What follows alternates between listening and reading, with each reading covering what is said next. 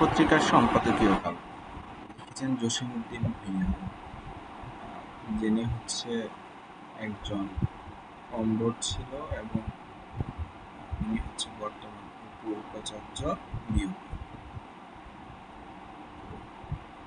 এই কলামে উনি হেডলাইন দিয়েছে নৌপথে আগুন, রোহিঙ্গা, রাখাইন ও প্রতিরক্ষা। রাখাইনের উত্তাল যুদ্ধের ঢেউ এবার সমুদ্রপথে ছড়িয়ে পড়তে পারে। রোহিঙ্গা সমস্যা বাংলাদেশের জন্য শুধু মানবিক বা কূটনৈতিক ইস্যু নয়, এটি এক ক্রমবর্ধমান সামরিক নিরাপত্তা হুমকিও। রাখাইন রাজ্য বর্তমানে বার্মিজ সেনাবাহিনীর নিয়ন্ত্রণের বাইরে চলে যাচ্ছে। আরাকান আর্মি এখনো সমুদ্রের দিকে কার্যক্রম চালায়নি, তবে মিয়ানমার নৌবাহিনীর দুর্বলতা ও নিয়ন্ত্রণহীনতা তাদের উৎসাহিত করতে পারে বঙ্গোপসাগরের দিকে প্রসারিত হতে। বিশেষত অর্থের উৎস খুঁজতে গেলে জলদস্যুতা বা চোরাচালান তাদের বিকল্প পথ হয়ে দাঁড়াতে পারে, অর্থাৎ সমুদ্র ও উপকূলের দিকে তাদের নজর পড়ার আশঙ্কা এখন সময়ের ব্যাপার মাত্র। রোহিঙ্গা শিবিরগুলোয় বিদেশি গোয়েন্দা সংস্থাগুলোর রুটিন যাতায়াত এখন আর গোপন খবর নয়। বাংলাদেশ পার্বত্য চট্টগ্রাম ও বঙ্গোপসাগর সংলগ্ন উপকূলীয় এলাকায় কি হবে, সেজন্য এখনো পূর্ণাঙ্গ রাষ্ট্রীয় প্রতিরক্ষা কৌশল সম্ভবত নেই। 17শ শতকে বাংলার ইতিহাসে একজন গুরুত্বপূর্ণ সামরিক কৌশলী হিসাবে যিনি অমর হয়ে আছেন, তিনি হলেন মোগল সুবেদার শায়েস্তা খান। চট্টগ্রাম ও তার আশেপাশে উপকূলীয় এলাকায় মগ জলদস্যুদের হাতে যখন জনজীবন বিপর্যস্ত, তখন তিনি একটি সুপরিকল্পিত ও শক্তিশালী নৌ অভিযানের মাধ্যমে এ অঞ্চলের স্থিতিশীলতা প্রতিষ্ঠা করেন। আজ শতাব্দী পেরিয়ে এসে ইতিহাস যেন পুনরাবৃত্তি চায়। রাখাইনের অস্থিরতা, রোহিঙ্গা সংকট ও আরাকান আর্মির উত্থান সব মিলিয়ে এবারও সেই উপকূলীয় নিরাপত্তার প্রশ্নে বাংলাদেশকে নতুন এক কৌশল নির্ধারণ করতে হচ্ছে এবং এই নির্ধারণে নৌবাহিনীর ভূমিকা হতে পারে এক কেন্দ্রীয় স্তম্ভ। ইতিহাস কি বলে? 1625 সালে মগধের রাজা আরাকান রাজ শ্রী সুধর্মমঙ্গল রাজধানী ঢাকায় আক্রমণ করেন। তার কাছে পরাজিত হয়ে সুবেদার আমজাদ খান পালিয়ে যান। ঢাকায় অবস্থান করে মগেরা ব্যাপক ধ্বংসযজ্ঞ চালিয়ে আরাকানে ফিরে যান। ঢাকার মগবাজার একটি মগদের আগ্রাসনের এক জ্বলন্ত সাক্ষ্য। ইংরেজরা চলে যাওয়ার সময় আরাকান রাজ্য বা মগ রাজ্যকে বার্মাদের সঙ্গে একীভূত করে দিয়ে যায়। মগের মূল লোক শব্দটা মগদের অভাবনীয় অত্যাচারের সাক্ষ্য হয়ে বাংলা ভাষায় আজও যে কোনো ভয়াবহ অরাজকতার নির্দেশক শব্দ হয়ে বেঁচে আছে। প্রায় 250 বছর বাংলায় মগদের অত্যাচার স্থায়ী হয়েছিল। এই সময় মগ জলদস্যুরা সমুদ্রপথে এসে আমাদের উপকূল দখল করেছিল, যখন মোগল নৌবাহিনী তাদের প্রতিরোধের জন্য প্রস্তুত ছিল না। মোগল নৌবাহিনী চট্টগ্রাম পুনরুদ্ধার। ইতিহাস থেকে শিক্ষা: সমুদ্রপথে শক্তি প্রয়োগ ছাড়া উপকূল নিরাপদ রাখা অসম্ভব ছিল এবং এখনও তাই। 1575 সালে সম্রাট আকবর চট্টগ্রাম বিজয়ের পরও আরাকানের জলদস্যুদের আক্রমণ করেন। এরা চট্টগ্রাম ও খুলনার উপকূলে নিয়মিত লুটপাট চালাত এবং বঙ্গোপসাগরের উপকূলীয় এলাকায় সশস্ত্র দখল কায়েম রাখত। এই জলদস্যুদের মগ বলা হতো এবং তাদের নৌবাহিনী অত্যন্ত সংঘবদ্ধ ছিল। চট্টগ্রাম ছিল আরাকানিদের জন্য একটি কৌশলগত প্রবেশদ্বার, যা তারা বাংলার ভিতরে প্রবেশের জন্য ব্যবহার করত। এই সংকট সমাধানে সম্রাট আওরঙ্গজেব 1664 সালে বাংলার সুবেদার শায়েস্তা খাঁকে দায়িত্ব দেন। শায়েস্তা খাঁ অত্যন্ত চতুরতার সঙ্গে একটি শক্তিশালী নৌবহর গড়ে তোলেন, যেটি ছিল সমকালীন ভারতীয় উপমহাদেশে সবচেয়ে উন্নত নৌশক্তির একটি। এই নৌবাহিনীর পিছনে কাজ করেছিল বাংলার নদীমাতৃক ভৌগোলিক বৈশিষ্ট্য এবং স্থানীয়দের সমন্বয়ে গঠিত দক্ষ নৌসেনা বাহিনী। শায়েস্তা খান তার নেতৃত্বে বাংলার নৌবাহিনী কর্ণফুলী নদী দিয়ে আরাকানিদের প্রধান ঘাঁটিতে আঘাত হানে। নৌ অভিযানের ব্যবহৃত হয় গুরাব, গালিব, মাজরা ও পালানৌকা নামক নৌযান, যেগুলোই অগ্নিয়াস্ত্রে বসানো ছিল। বাংলার কৌশল ছিল নদীপথ দখল করে শত্রুকে বিচ্ছিন্ন করা এবং পরবর্তী স্থলসেনা আক্রমণের জন্য প্রস্তুতি নেওয়া।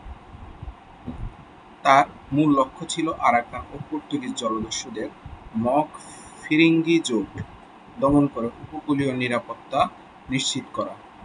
কর্ণফুলী নদী দখল করে আরাকানিদের বিচ্ছিন্ন করা হয় এবং সমন্বিত স্থল ও নৌ আক্রমণের মাধ্যমে শত্রুদের সম্পূর্ণভাবে বিতাড়িত করা হয়। ১৬৬৫-৬৬ সালে ৩ ধাপে পরিচালিত অভিযানে তিনি চট্টগ্রাম পুনরুদ্ধার করেন। ফলাফল উপকূলীয় নিরাপত্তার একটি মডেল। এই অভিযানের ফলাফল ছিল চরম। আরাকানিদের পরাজিত করে চট্টগ্রামকে মোগল সাম্রাজ্যে যুক্ত করা হয় এবং বাংলার উপকূলীয় অঞ্চলকে জলদস্যুদের হাত থেকে মুক্ত করা হয়। সন্দ্বীপ থেকে চট্টগ্রাম পর্যন্ত গড়ে ওঠে একটি সমন্বিত প্রতিরক্ষা বলয়। এই ছিল বাংলার সামরিক ইতিহাসের অন্যতম বড় একটি নৌজয়, যার গুরুত্ব আজও অনুধাবন করা হয় না। তবে দুঃখজনকভাবে মঙ্গোলরা আরাকান পর্যন্ত অগ্রসর হয়নি। ১৭৮৪ সালে বার্মিজ রাজা ভোদাপায়া এই শূন্যতাকে কাজে লাগিয়ে আরাকান দখল করে নেন এবং মুসলিম জনগোষ্ঠীর উপর গণহত্যা চালান। সেই গণহত্যার ফলে রোহিঙ্গা অনুপ্রবেশের প্রথম ঢেউ শুরু হয় বাংলায়। এমন পরিস্থিতিতে বাংলাদেশের নিরাপত্তা উপদেষ্টা স্পষ্ট করে বলেছেন, বাংলাদেশকে নিজেদের সীমান্ত নিজেরাই রক্ষা করতে হবে। এই বাস্তবতায় নৌবাহিনীর ভূমিকা হয়ে উঠেছে ক্রমে গুরুত্বপূর্ণ। আজকে বাংলাদেশের নৌবাহিনীর সামনে সে একই কৌশল পূর্ণ প্রয়োগের সুযোগ এসেছে, তবে আধুনিক বাস্তবতা ও প্রযুক্তি অনুযায়ী। নতুন কৌশল: ছোট বোট, বড় প্রভাব, নৌ ও কোস্ট গার্ডের সমন্বয়ে উপকূল রক্ষা। যেমনটি মোগল নৌবাহিনী করেছিল, আজও উপকূলীয় জলসীমা রক্ষার জন্য ছোট ও দ্রুতগামী বোট সবচেয়ে উপযোগী। বাংলাদেশের নৌবাহিনী বড় যুদ্ধজাহাজ নয়, বরং ছোট ও দ্রুতগামী বোটে এই মুহূর্তে উপকূল সুরক্ষার জন্য সবচেয়ে উপযোগী। এগুলো ব্যবহার দ্বিগুণ করা যেতে পারে কক্সবাজার উপকূল, সেন্ট মার্টিন ও নাফ নদীর প্রবেশমুখে, তবে বড় আকারের জাহাজ নিয়ে সব এলাকায় কভার করা সম্ভব নয়। সীমান্ত ঘেঁষা নদী ও উপকূলীয় অঞ্চলের অনেক জায়গায় অগভীর, সংকীর্ণ ও ঝুঁকিপূর্ণ, ফলে এই চ্যালেঞ্জ মোকাবেলা প্রয়োজন প্রচুর ছোট, দ্রুতগামী ও সহজ মোতায়েনযোগ্য নৌযান, যেগুলো নদীর মোহনা বা মাছ ধরার ট্রলারের ছদ্মবেশে অস্ত্র পরিবহন চিহ্নিত করতে পারবে।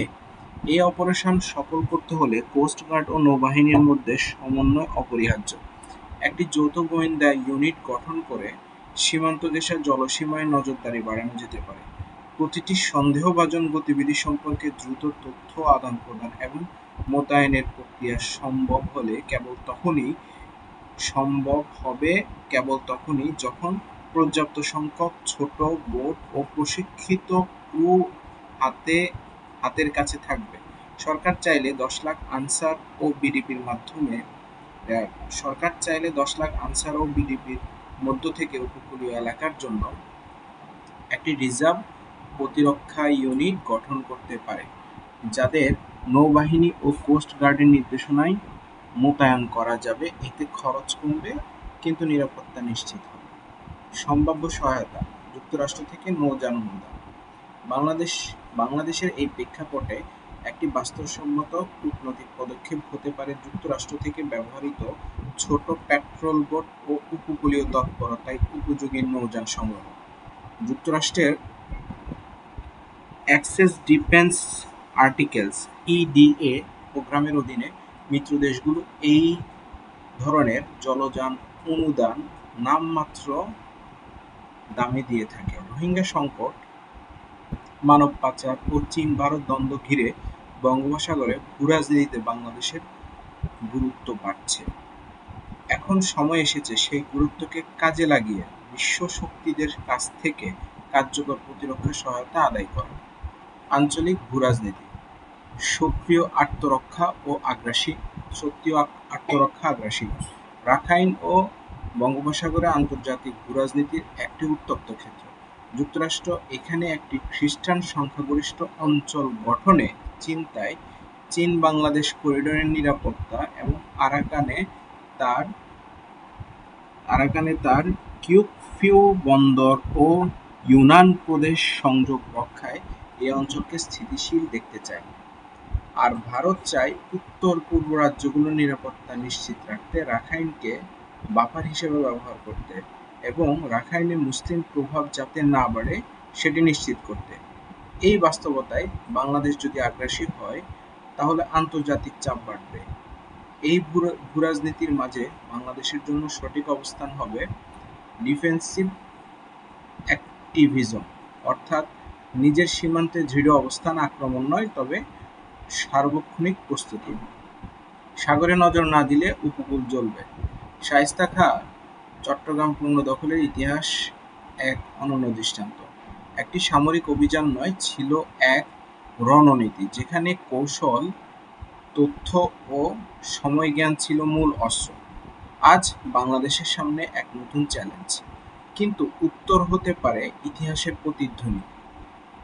নৌবাহিনীর আধুনিক রূপ ও উপকূলীয় নিরাপত্তা ব্যবস্থার সমন্বয় এই মুহূর্তে সবচেয়ে গুরুত্বপূর্ণ। এটি শুধু রোহিঙ্গা সংকট নয়, বরং সার্বিকভাবে দেশের উপকূলীয় সীমান্ত ও ভূরাজনীতির অবস্থান ও অভ্যন্তরীণ স্থিতিশীলতা রক্ষায় এক অপরিহার্য উপাদান। তাই মোঙ্গল নৌ-কৌশল থেকে শুরু করে আধুনিক সমুদ্র নিরাপত্তা সবই আমাদের প্রয়োজন আজকের একটি নতুন আত্মরক্ষামূলক ও কৌশল নির্ভর নৌ-কৌশল গঠনে। অতএব এখনই সময় কোস্টগার্ড ও নৌবাহিনীকে কৌশলগত কেন্দ্রবিন্দুতে আনার। ইতিহাস আমাদের এই বার্তা দেয়, যে দেশে জলপথ পাহারা দিতে পারে না তার ভিতরে আগুন ঢুকে পড়বে নৌকার পথে। আজ তাই প্রশ্ন নয়, সময় এসেছে প্রস্তুতির, কারণ নৌপথে যখন আগুন জ্বলে তখন ভূমির নিরাপত্তা পুড়ে যায়। ধন্যবাদ।